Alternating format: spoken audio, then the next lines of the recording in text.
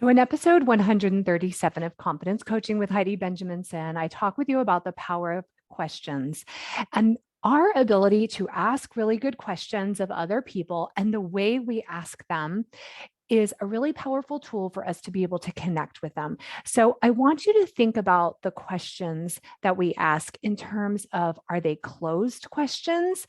Is our tone of voice really shutting down the conversation, maybe shutting down how the other person feels, how they're even thinking?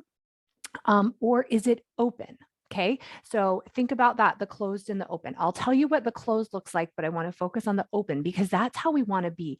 But first, we sometimes have to realize, you know what, I do these kind of closed things and I want to change that. So let's talk about what kind of closed questions look like.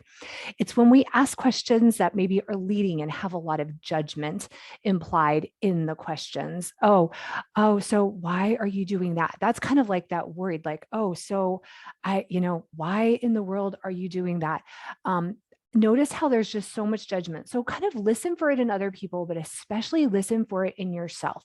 Like, where are small words that I'm using projecting that I already have some judgment, that I'm criticizing what this person is doing? Okay.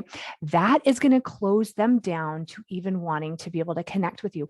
You guys, these are things that we do very subtly. I'm not talking about the grandiose, like overt. This is like when we can really eliminate the small ways, the small ways that like our brows furrow and that we're really looking at people with that criticism. Other people read that. Their subconscious brain is reading that we are not approving, that we are judging them, that we have this tone of like, well, you need to convince me. That's a very common thing that we do with our teens, right? Because we think they're doing crazy things, like we really do.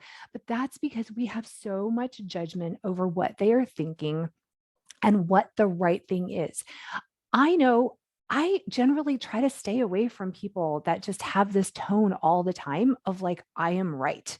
Right. And I have been able to sense that in myself in the past. And I'm working so hard to get rid of that because I know it is such a disconnecting mindset for me to have. So let's talk about open questions, okay? Because this is what we really want to be working towards.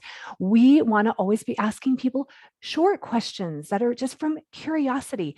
I like to think about it of like, when we can have a tone of voice and we're using kind of sentences like that are kind of like, hey, how you doing? Oh, hey, tell me about that. Oh, you guys put in a new pool. That's great. Like, what did you use? Versus like, oh, did you look at the liability insurance for a pool, or kind of things like that? Or you must have had a really big bonus this year, like things like that.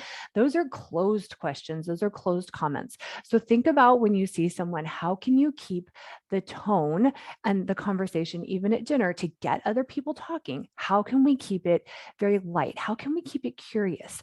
We want to be interested in what they are saying. And then when our teenagers respond to the questions we ask, like, hey, do you like chocolate or vanilla? Those are very, very simple things. And then, continuing on, don't then say things like, oh, well, I don't like chocolate, right? We want to validate that another person has an opinion and a belief that they are allowed to have. So we want to validate, oh, that's awesome.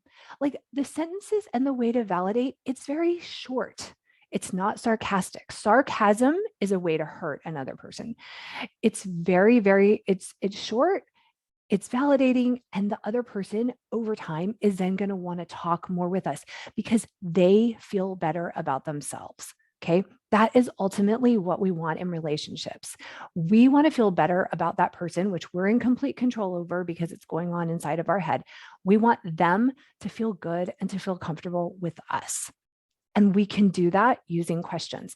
Make sure that you go to my website, that you download the 100 questions to ask your teens to get them talking. I have some few tips in there too, more about this and kind of questions and curiosity and how to not be judgmental. Thanks.